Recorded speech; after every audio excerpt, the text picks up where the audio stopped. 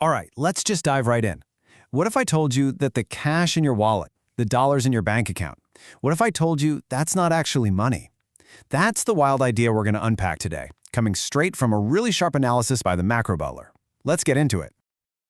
This one sentence just cuts right to the chase, doesn't it? It suggests that maybe, just maybe, we've got a fundamental misunderstanding about what our savings even are, and that could have huge consequences for our wealth. So what's the real difference between money and currency, and why on earth does it matter so much right now? To answer that, we've got to go back to square one. We need to look at the basic distinction that this whole idea is built on. Let's break down what really separates something with timeless value from, well, something that's just convenient for now. Okay, this slide just lays it all out perfectly. On one side, you've got money. Think of it as proof of work. Real energy, real resources went into it. It's a timeless store of value. It's something you save. And on the other side, you've got currency. That's not proof of work. It's proof of faith. Faith in a government. You spend it. And I love this line from the source, it ages like milk. It has an expiration date. Here's a great way to think about it. Money is like real, nutritious food. It sustains you for the long haul. Currency? That's fast food. It's quick, it's easy, it gets you through the day, but you're not going to build lasting financial health on it. And this isn't some newfangled idea. There's a classic economic principle for this called Gresham's law. It basically says bad money drives out good. Think about it. If you had two types of coins, and one was pure silver, while the other was just a cheap metal blend, which one would you rush to spend, and which one would you stash away? You'd spend the junk and hoard the real stuff. We instinctively hoard money, and we spend currency. And history is just absolutely littered with examples of this exact thing happening over and over again. So let's take a quick look at a few case studies to see how this plays out in the real world. Let's go way back to ancient Rome. They had a coin called the denarius. It started out as real money, almost pure silver. But then the emperors needed to pay for wars and a huge empire. So what do? They started mixing in cheaper metals, reducing the silver content bit by bit. By the 3rd century, there was almost no silver left in it. The denarius had turned from real money into just a worthless currency. Sound familiar? It's the same old story. We don't even have to look that far back. It happened right here in the US. During the Revolutionary War, the Continental Congress just printed tons of paper money with nothing backing it up. It became so worthless that it created the saying, not worth a continental. It was a painful early lesson in what happens when currency is just a piece of paper. But for modern history, this is the date you need to remember, 1971. This was the year President Nixon completely cut the US dollar's last tie to gold. In that single moment, the dollar finished its long journey from being money, backed by a real asset, to being a pure fiat currency, backed only by the promise of the US government. Okay, so why the history lesson? Why does any of this matter to us today? Because that shift from money to currency creates this powerful, powerful illusion. It totally distorts how we see wealth and value in our everyday lives. Okay, check out this chart on US housing prices. It's mind-blowing. If you measure the price of a house in US dollars, it looks like it's gone to the moon, right? A massive increase.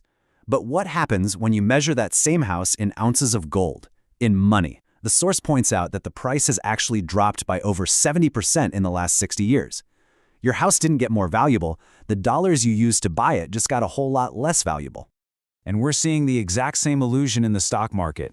In dollar terms, yeah, S&P 500 earnings are hitting all-time highs. Looks great. But measure those same earnings in grams of gold, and the story completely flips on its head. Corporate profitability is actually below its 55-year average. So that boom might just be a reflection of a weaker currency, not stronger companies. Now, the source material uses a very pointed term to describe the policymakers it believes are responsible for this. It calls them the educated yet idiots.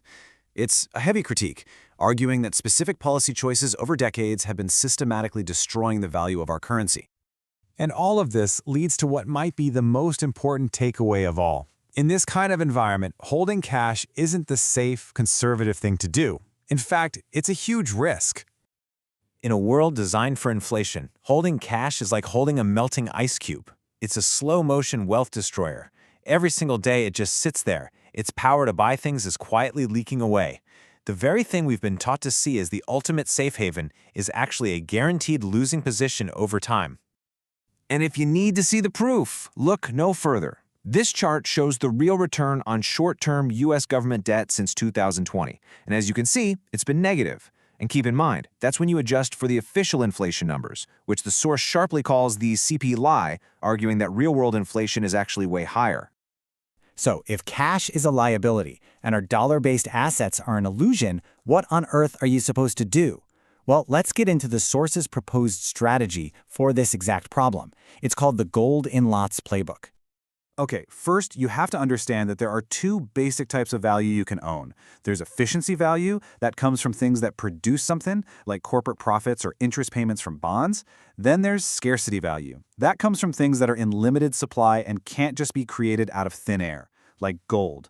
The argument here is that when currency can be printed endlessly, scarcity becomes incredibly valuable for simply preserving your wealth.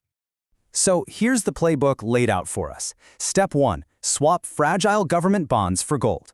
Step 2. Hold what it calls smart equities, companies with low debt and strong cash flow, especially in sectors like energy and commodities. Step 3. Manage your cash by using short-term corporate bonds for your liquidity needs. And finally, Step 4. Stack real assets. Prioritize things like gold, silver, and other commodities. You see the shift? It's not just about return on capital anymore, it's about ensuring the return of capital first. And all of this really boils down to one critical question we all have to ask ourselves. When you look at your own savings, your own investments, is your foundation built on timeless, scarce money, or is it built on a foundation of constantly depreciating currency? The answer to that question could really define your financial future. And to wrap this all up, the source leaves us with this bit of timeless wisdom from the philosopher Epictetus. Maybe true wealth isn't just about piling up more and more currency, but about understanding what has real, lasting value. Thanks so much for tuning in.